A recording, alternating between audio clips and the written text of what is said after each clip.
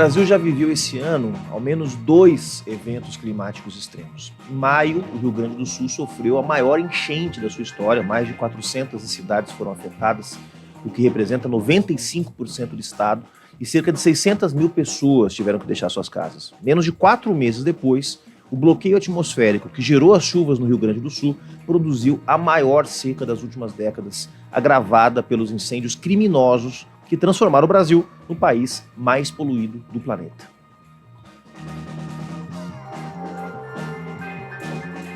As doenças respiratórias, as ameaças à aviação e ao transporte rodoviário, os riscos econômicos envolvendo uma possível alta no preço dos alimentos, além do impacto direto na biodiversidade e na emissão de gases poluentes, são questões que passaram a ser discutidas nas escolas, nas igrejas, nos locais de trabalho e na imprensa nos últimos dias. Tudo no ano em que a gente vai eleger autoridades municipais em mais de 5.500 cidades. Uma tremenda oportunidade de disputar os rumos da transição para outro modelo. Mas, infelizmente, foi só a qualidade do ar melhorar na região sul e sudeste que o tema perdeu força na imprensa. Que também fala sobre o racismo ambiental, que trata de forma desigual o impacto da crise climática em cada região do país. Por isso, a gente não deve se enganar. Com as crescentes restrições das importações de produtos oriundos de áreas desmatadas ou ambientalmente degradadas na Europa, o que a gente vai ver nos próximos anos não vai ser a diminuição dos crimes ambientais, mas o seu aumento. O agropredatório sabe que os dias para ampliar a fronteira agrícola de forma criminosa estão contados e vai intensificar as queimadas para garantir, enquanto há tempo, a maximização dos seus lucros. A gente já viu aqui no Labase Brasil, em episódios anteriores, como a disputa em torno da transição é fundamental para o futuro. Os incêndios criminosos produzidos no último mês mostram que o caos continua sendo um recurso usado para disputar um projeto de país. Felizmente, a gente ainda tem um senso comum favorável à ideia de preservação ambiental. Mas até quando? Os inimigos do planeta e do clima também estão no jogo. E se a gente quiser apresentar uma alternativa, tem que fazer o mesmo. Para abordar a crise climática e pensar as alternativas para uma transição justa e inclusiva, está no ar pela TV Fórum e no seu agregador de podcasts favorito, mais um Labase Brasil. Labase Brasil, com Juliano Medeiros, Rebeca Neto, Richard Nascimento e Indira Maga. Muito bem, começamos como sempre dando as boas-vindas a ela, Rebeca Neto. Conta pra gente quais são os dados que você traz pro Labase Brasil de hoje. Juliano, Indira, Richard e o pessoal que nos acompanha. Hoje, infelizmente, a gente traz dados muito tristes e muito alarmantes sobre os impactos aí das queimadas no Brasil. Muito bem, dados não vão faltar nesse tema. Dando as boas-vindas também a ele, que está de volta à bancada do Labase Brasil, Richard Nascimento. Como repercutiu na imprensa e nas redes as queimadas Brasil afora? Bem-vindo, Richard. Valeu, Juliano, Rebeca, Indira, você que está nos acompanhando. Então, Juliano, o que está pegando fogo por todo lado no Brasil, isso não é uma grande novidade.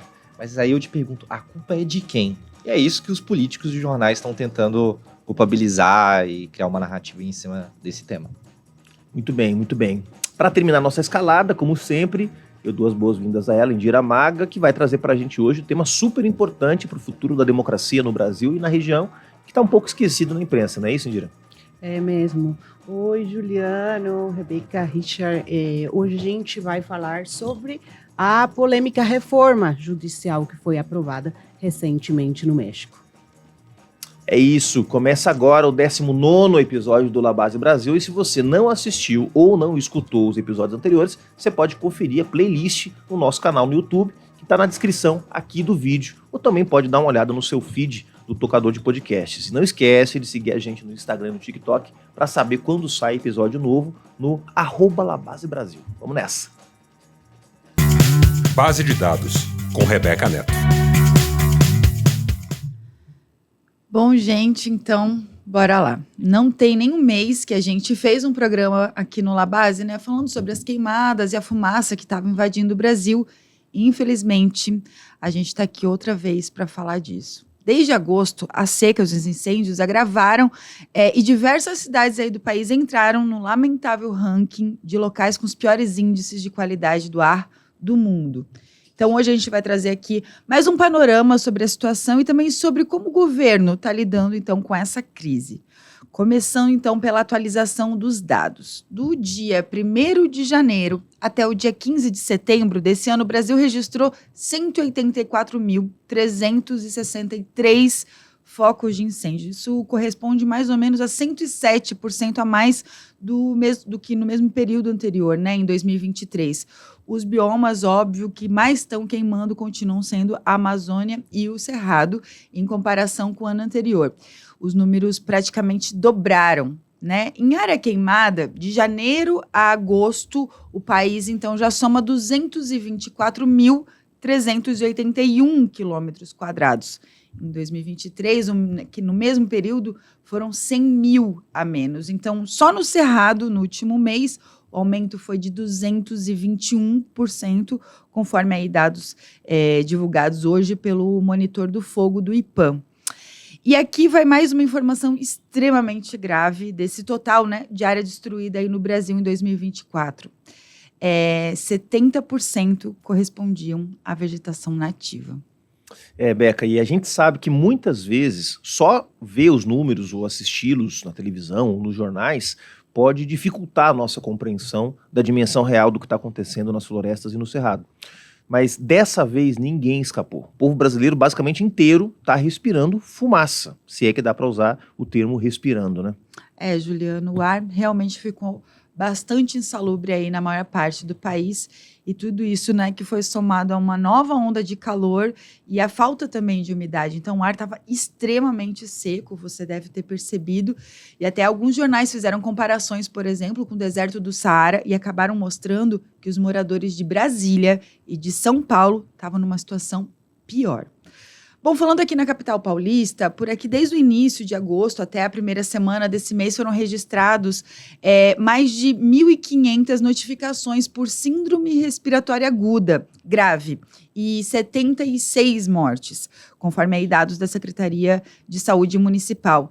Já lá em Santa Catarina, que é meu estado, de acordo com o boletim Infogripe da Fiocruz, no último mês foram 919 notificações e 27 óbitos causados aí por essa síndrome. Então, nesse sentido, diante de um cenário tão preocupante, é preciso aqui a gente destacar a fraca atuação do Ministério da Saúde.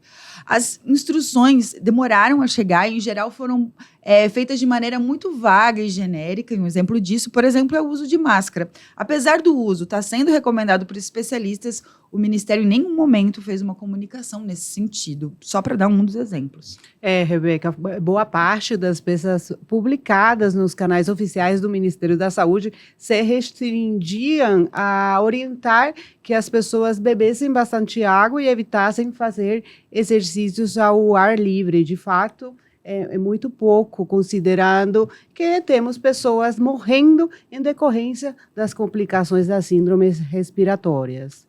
Indira, e a tendência é piorar. Segundo o boletim agroclimatológico do Instituto Nacional de Meteorologia, a primavera e o verão serão bastante desafiadores, com chuvas abaixo da média para esse período. Então, a comunicação para a população precisa, sim, ser cada vez mais clara e eficiente, já que as consequências das queimadas estão impactando diretamente na vida das pessoas.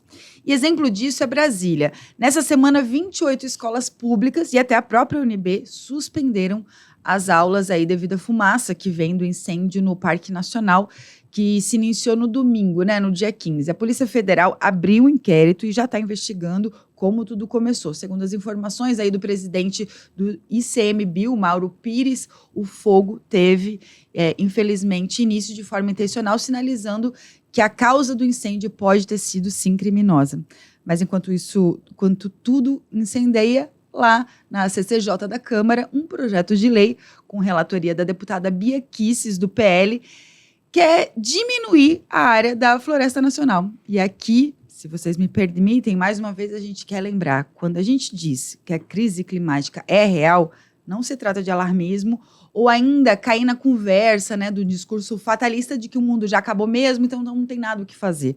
Até porque a narrativa cai muito bem para essa turminha antissistema aí, que se esforça em nada construir de alternativas.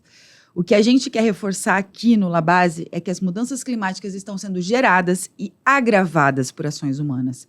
E o Brasil está vivendo exatamente isso nesse inverno, já que a ampla maioria das queimadas são intencionais e criminosas. Pois é, Rebeca, e caso você esteja se perguntando, mas o que são exatamente essas queimadas intencionais? Por que alguém em sã consciência colocaria fogo na floresta? Bom, essa categoria de incêndio está relacionada ao desmatamento ilegal e às disputas de terra, muitas vezes nas mãos de grileiros. E é claro que o principal setor que está por trás disso é o agropecuário. Mas vale lembrar que mineradoras, construtoras, garimpeiros também têm interesse nessa prática. Richard, e aqui no Brasil o fogo intencional está estreitamente ligado às atividades que exploram e destroem o meio ambiente e também com a expansão da fronteira agrícola, especialmente aí na Amazônia e no Cerrado. E com isso vem um resultado desastroso que a gente está vivendo. Na Amazônia, as queimadas entre junho e agosto emitiram 31 milhões de toneladas de gás carbônico. O nosso país é o sexto maior emissor global. Em relação à extensão da área destruída, só no último mês, é como se o Brasil tivesse queimado praticamente o estado da Paraíba inteiro. Não tem como a gente não se chocar diante desses números. Por isso, a pressão sobre o governo se intensificou.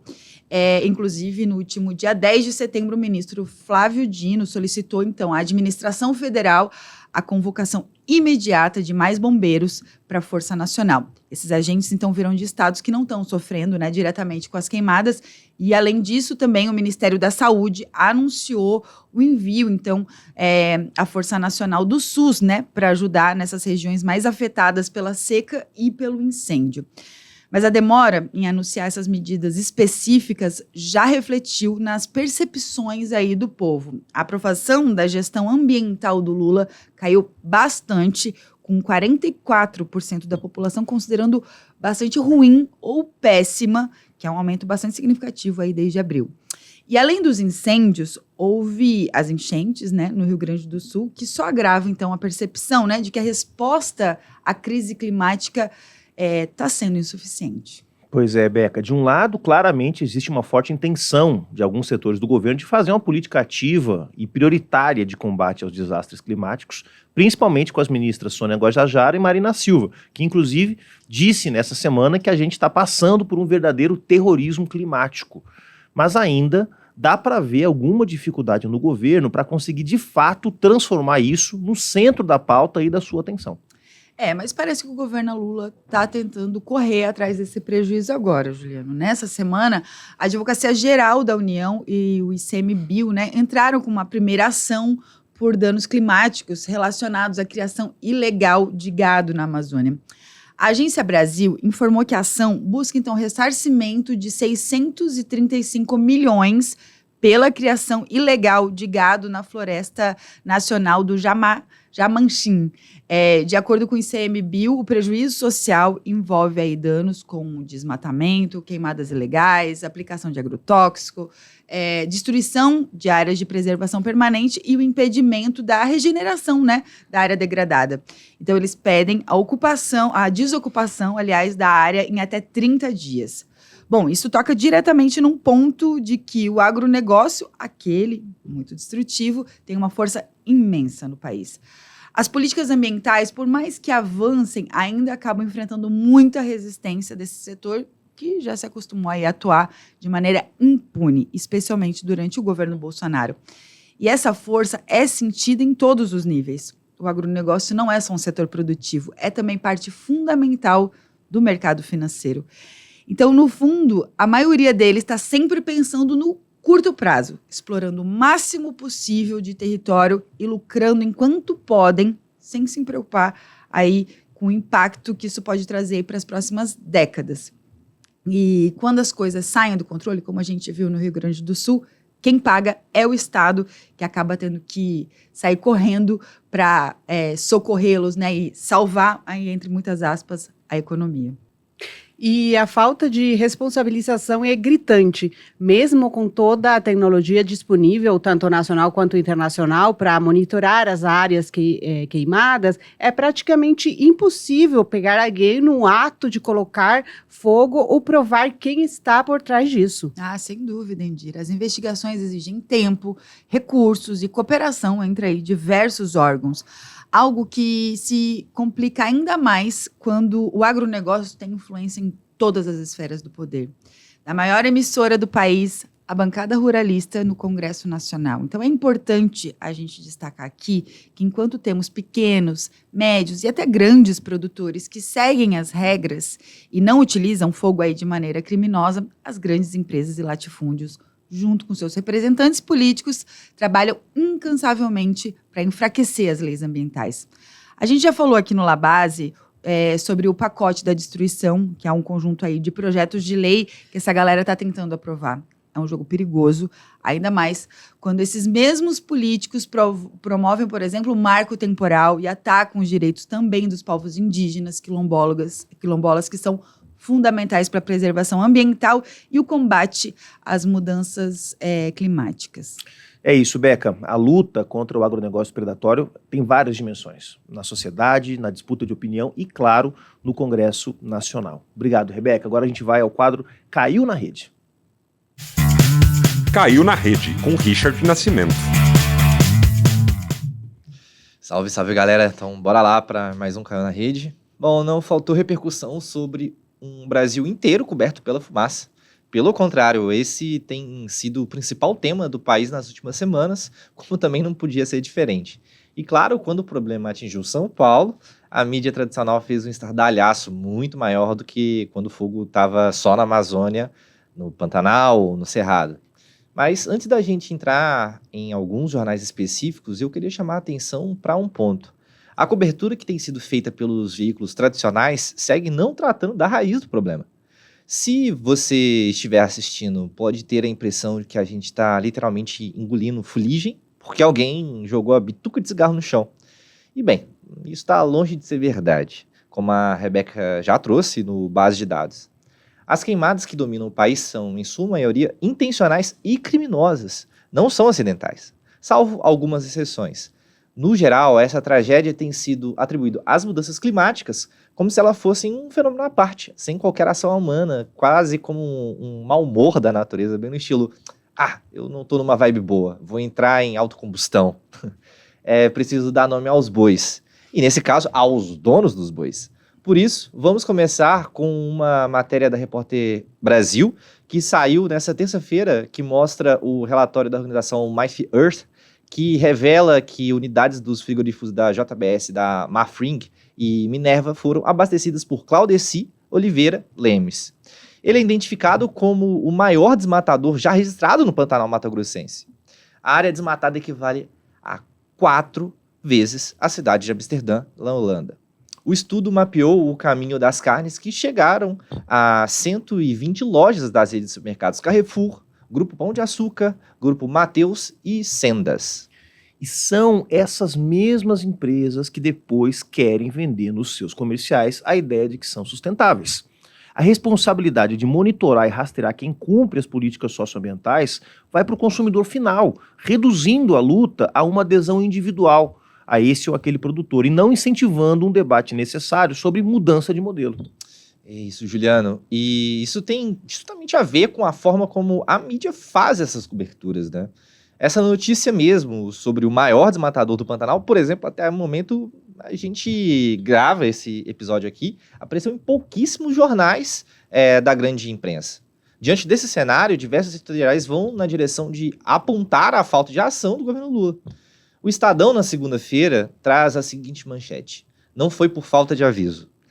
O jornal diz que foram muitos avisos prévios, por meio de ofícios, notas técnicas e ações judiciais, mas que o governo segue reativo. O editorial sugere que o Brasil precisa de políticas climáticas permanentes que estejam no orçamento de forma clara, sem manobras fiscais, para que a sociedade acompanhe como o dinheiro público está sendo usado. Ainda finaliza dizendo que nada é mais prioritário do que o enfrentamento de eventos climáticos cada vez mais extremos, que Lula e as demais autoridades públicas brasileiras passem do palavrório à ação. Já a Folha deu destaque para a necessidade de proteção de quem defende o meio ambiente. Diz que se o Brasil quer ser um exemplo internacional na questão ambiental, tem o dever de resolver as contendas fundiárias e punir severamente os ataques contra ambientalistas. Não adianta só prometer proteção. É preciso que a justiça seja ágil e eficiente. E esse é um ponto crucial mesmo, Richard. Mas a verdade é que a gente sabe. A tradição do Brasil é de impunidade quando os culpados são latifundiários ou fazendeiros. Sem dúvidas, Indira. E enquanto o governo tenta se organizar, a situação no campo só piora. Como lembrou o Florestan Fernandes Júnior, no Brasil 247, em pleno auge das queimadas, o estado de São Paulo, que é governado pelo Tarcísio de Freitas, contabilizou mais de 380 focos de incêndio. E o que me deixou super assustado, foi que muitos deles começaram quase ao mesmo tempo, no mesmo dia. E imagens de satélites confirmam isso. E há registros de pessoas ateando fogos em canaviais em plena luz do dia, sem nenhum constrangimento. Num esquema, acho que aparentemente bem orquestrado, inclusive. A gravidade da situação não passou desapercebida e foi amplamente noticiada na imprensa internacional. A ABC News informou que o Brasil está enfrentando incêndios recordes e cidades como São Paulo e Rio de Janeiro correm o risco de ter queimadas, inclusive dentro dos próprios limites urbanos. O Le Monde destacou os mais de 60% do território brasileiro que ficaram encobertos com a fumaça, e os que chegaram, inclusive, a países vizinhos, especialmente na Bolívia e no Paraguai. Ainda assim, ainda disse que o Brasil virou um vasto inferno, com mais de 11,3 milhões de hectares devastados este ano. Agora, voltando para a imprensa nacional, eu quero destacar a coluna do Josias de Souza no UOL, que se soma a mais alguns posicionamentos que têm sido frequentes. Vamos lá. Ele diz que essa tragédia climática não é resolvida da noite para o dia, mas que Lula está no governo há mais de 1 ano e meio e já passou da hora de perceber que os discursos não apagam queimadas e que Bolsonaro virou um bode expiatório vencido.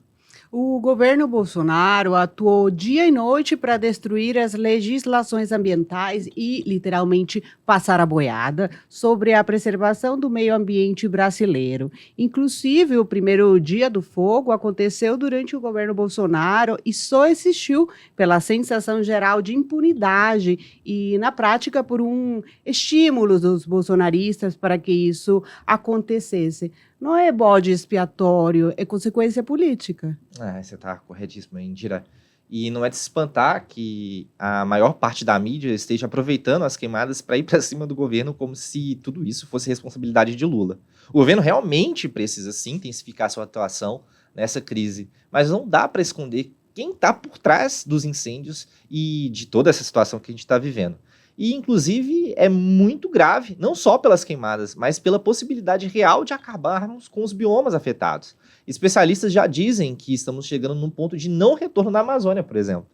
Mas, ao invés do foco geral ser de pensar em medidas para evitarmos esse estado catastrófico, os amigos do Bolsonaro continuam agindo e tentando toda a forma de atrapalhar as políticas ambientais.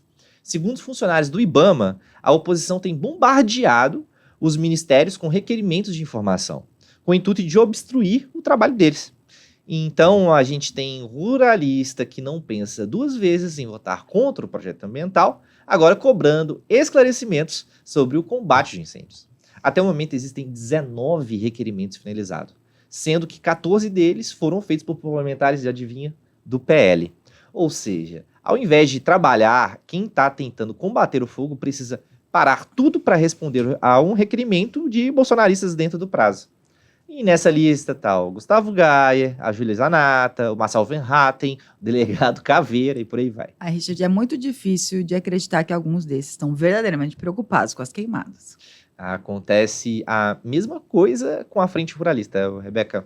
Peço atenção para este vídeo do deputado Alceu Moreira, que está na página oficial da Frente Agropecuária no Instagram. Vamos ouvir. Hoje acordamos pela manhã em Sananduva e o céu continua cinzento. O Brasil continua ardendo em chamas. Estranho. Se fosse um tempo atrás, tinha imediatamente um culpado. Agora eles dizem que as queimadas não é culpa da Marina Silva, não é culpa do governo Lula, não é culpa de um governo omisso e irresponsável que vê o Brasil em chamas. Agora, o culpado são os produtores rurais. Os produtores rurais, comandados por nós, aprovamos o combustível do futuro. O projeto que tem maior grandeza, maior dimensão mundial no sequestro de carbono. Algo que vai abrir oportunidades de milhares de trabalho e renda para muita gente, mas principalmente demonstra o compromisso do agro com a questão ambiental. Quem incendeia o Brasil não é o agro, são governos irresponsáveis, demagógicos, que sempre acham a culpa nos outros. E agora não são capazes de assumir. Tenha dó. O povo não é bobo. Tenha dó. Conteúdos como esses são encontrados aos montes na página. E veja bem, ele quer conduzir a narrativa de que quem estão culpando os produtores rurais, como se realmente alguém fosse acreditar que um pequeno agricultor fosse o responsável pelos incêndios de milhares de quilômetros da Amazônia. Quando a gente fala da responsabilidade do agro, é direcionado exatamente para os desmatadores, grileiros, destruidores de terras indígenas e quilombolas. E falando em territórios de povos tradicionais, esse é um dos principais pontos da convergência entre toda a bancada ruralista. Eles têm, inclusive, uma publicação fixada com o título "Está faltando terras para os indígenas". E aí uma sequência de números que tentam justificar o marco temporal. Não dá para negar, é definitivamente um baita de um teatro. E vergonhoso, né, Richard? Enquanto o Brasil pega fogo, os caras estão tentando vender a narrativa de que a culpa é do governo e não desse modelo absolutamente desastroso. Obrigado, Richard. Agora a gente vai ao quadro Mundo Afuera, com Indira Maga. Mundo Afuera, com Indira Maga. Agora vamos para o México, porque lá o presidente Andrés Manuel López Obrador conseguiu finalmente aprovar a sua reforma do sistema judiciário depois de muitas disputas e alguma incerteza. A proposta passou no Senado por 86 votos a 41 e depois foi aprovada pela maioria das assembleias estaduais, o que lá no México é necessário para passar reformas do tipo. O ponto principal da reforma é a eleição direta para quase 7 mil juízes e magistrados, pegando os membros das primeiras instâncias até os da Suprema Corte e do Tribunal Eleitoral do país. A eleição vai acontecer a partir do ano que vem e envolve a renúncia dos atuais membros, mas eles vão poder se candidatar para seguir nos cargos. Além da eleição direta, a reforma também diminuiu o número de membros na Suprema Corte de 11 para 9. Reduziu os seus mandatos para 12 anos, sem reeleição, acabou com a idade mínima para ocupar o cargo e diminuiu pela metade o tempo mínimo da experiência profissional de 10 para 5 anos, entre outras mudanças das regras judiciais. A expectativa é que todos os cargos já tenham sido reocupados em 2027 pelos novos eleitos pela população mexicana. No caso de juízes de instâncias menores, qualquer pessoa que cumpra com os requisitos básicos vai poder concorrer. No caso dos tribunais superiores, cada um dos poderes executivo, legislativo e judiciário vai apresentar a lista de candidatos, vai ter a campanha e depois a votação. A presidência dos órgãos vai obedecer um revezamento, começando pelo mais votado, Juliano. Quase nenhum país do mundo faz eleição direta para o judiciário. Se por um lado é uma medida que pode de fato aumentar o controle social de uma área tão importante do Estado, também há justos temores com a possibilidade disso politizar excessivamente a atuação dos juízes e fazer com que eles acabem se guiando por maiorias sociais momentâneas ou circunstanciais do que pela justa aplicação da Constituição e das leis. Exato. A reforma tem dado polêmica no México e no mundo, e inclusive a própria aprovação do projeto no Senado teve que ser interrompida por uma manifestação contra a medida de membros do sistema judiciário. Outra consequência mais imediata é que o México pausou as relações diplomáticas com a Embaixada dos Estados Unidos depois que o país criticou abertamente a reforma. O presidente Obrador afirma que a reforma vai ajudar a melhorar a democracia mexicana e que o atual sistema não atende mais a população. Ele também disse que a eleição para o judiciário vai ajudar a combater a corrupção. Abre aspas para o presidente mexicano.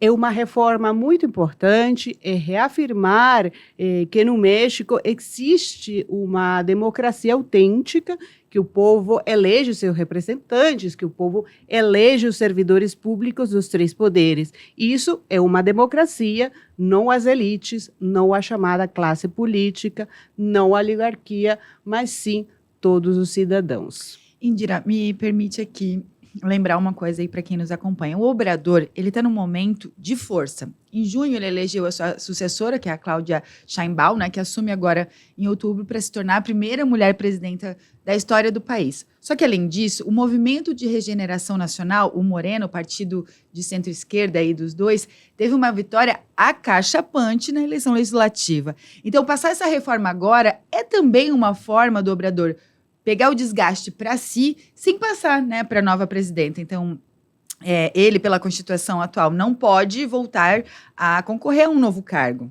Exatamente, Rebeca. Por lá não existe reeleição. A reforma do judiciário faz parte de um conjunto de 20 propostas que o Obrador apresentou em fevereiro para alterar a Constituição do país. Segundo o presidente, o objetivo seria proteger o que foi alcançado durante seu mandato e, ao mesmo tempo, mudar as leis do país que foram feitas durante governos neoliberais que ficaram mais de 30 anos no poder antigamente. Entre as reformas, além da questão do judiciário, estão as propostas de ampliação do acesso à educação, mudanças no sistema eleitoral, impedimento de aumentos do salário mínimo abaixo da inflação, entre outras questões. E essas propostas do Obrador acabaram sendo alguns dos principais temas da eleição de junho. E a grande vitória do Morena, como a Rebeca disse, de alguma forma mostrou que a maior parte da população apoia essas ideias. Sim, Richard, mas nem por isso deixou de ser um tema tenso lá no México. Os críticos da proposta dizem que a reforma pode levar insegurança jurídica ao país e que também que o sistema judiciário pode acabar ficando à mercê das organizações criminosas que poderiam tentar eleger juízes vinculados ao narcotráfico, por exemplo. No fundo, há muitas dúvidas sobre como vai ser a implementação da reforma e no que tudo isso vai resultar na prática. Até porque, como foi dito, as eleições só devem concluir em 2027. Com certeza, o país ainda deve regulamentar mecanismos de controle para que influências indesejadas ao sistema judiciário não aconteçam. Mas, de toda forma, a gente vai seguir acompanhando tudo isso por aqui. É isso, uma reforma super polêmica. Imagina se essa questão estivesse sendo discutida aqui no Brasil, o pano que isso ia dar para manga. É isso, obrigado, Indira. A gente vai terminando o Labase por aqui, essa semana sem entrevista. Lembrando sempre que no roteiro e na pesquisa estão o Cauê Scarim e a Jana Maurer. A direção de produção é do Cláudio Zamboni, a direção de arte e o switcher do Luciano Perobelli. Na produção estão a Suzy Domingues e na assistência de direção a Nayara Vieira. Na assistência de produção, Paulo Lofredo e na operação de áudio, o Raul Freza. A masterização e a mixagem é do Luciano Melo e a locução é do Fernando Buzian. O Labase Brasil é gravado nos estúdios Flicts em São Paulo. Segue a gente mais uma vez no @Labase Brasil. Muito obrigado e até semana que vem.